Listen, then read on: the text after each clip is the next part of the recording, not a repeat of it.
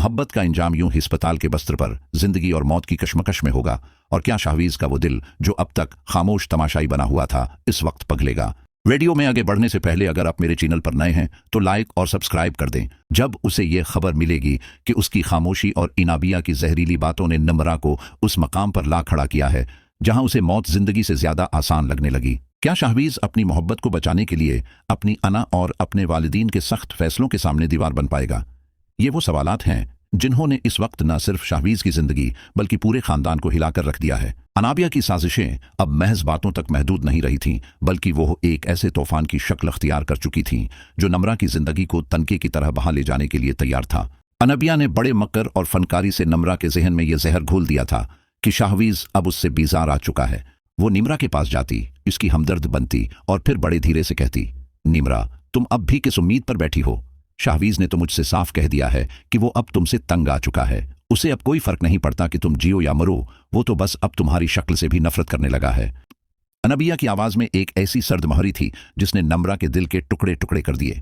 नम्रा, जो पहले ही शाहवीज की खामोशी और उसके घर वालों के रवैये से उदास थी, अनाबिया के इन झूठे दावों ने उसे एक ऐसी अंधेरी खाई में धकेल दिया जहां से वापसी का कोई रास्ता नजर नहीं आता था। दूसरी तरफ अनाबिया का शाहवीज के सामने एक बिल्कुल अलग और रोशन रूप था।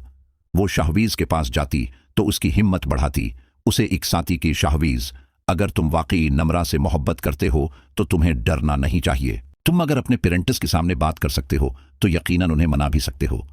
आखिर वो तुम्हारे माँ बाप हैं, वो तुम्हारी खुशी के लिए मान ही जाएंगे। शाहवीज, जो अनाबिया की असलियत से बेखबर था, यह समझ रहा था कि शायद अनाबिया वाहिद इंसान है जो उस मुश्किल घड़ी में उसका साथ दे रही है और उसे सही मशूरा दे रही है।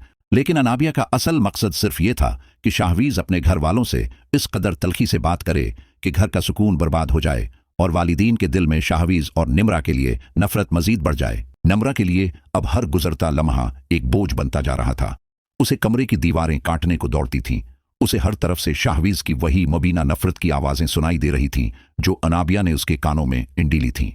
उसने सोचा, ऐसी जिंदगी का क्या फायदा जिसमें वो इंसान ही ना हो जिसे मैंने अपनी पूरी कायनात माना था। अगर शाहवीज मुझसे इतनी शदीद नफरत करता है कि उसे मेरी मौत से भी फर्क नहीं पड़ेगा तो फिर मेरा जीना फजूल है। इसी जहनी अजियत और करब की हालत में उसने एक होलनाक फैसला किया। उसने कमरे का दरवाजा अंदर से बंद किया। उसकी आंखों से आंसुओं का सैलाब रवां था और हाथ कांप रहे थे। उसने मीज पर रखी हुई छुरी उठाई। उसके दिमाग में अनाबिया के वो जमले हथौड़ों की तरह बज रहे थे कि वो तुमसे जान छुड़वाना चाहता है। नम्रा ने एक लंबा सांस लिया और अपनी जिंदगी का खात्मा करने के लिए खुद पर वार कर दिया। तकलीफ की एक तेज लहर उसके पूरे वजूद में दौड़ गई और एक दर्दनाक चीख उसके लब्बों से निकली।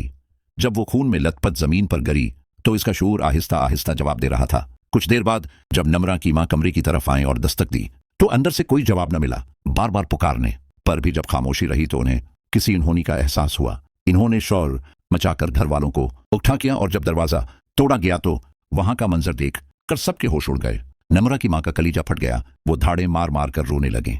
नम्रा को फौरन अस्पताल मुंतकिल किया गया जहां इमरजेंसी वार्ड में डॉक्टरों ने उसकी जिंदगी बचाने की जदोजहद शुरू कर दी।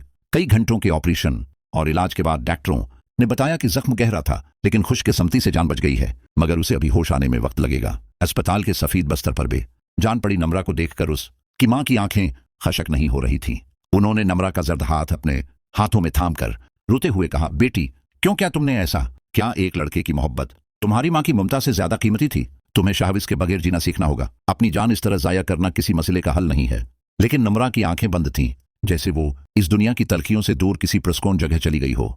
जब यह खबर शाहवीज तक पहुंची कि नम्रा ने उसके लिए अपनी जान लेने की कोशिश की है तो उसके पैरों तले से जमीन निकल गई। उसे लगा जैसे किसी ने उसके सीने में खंजर उतार दिया हो।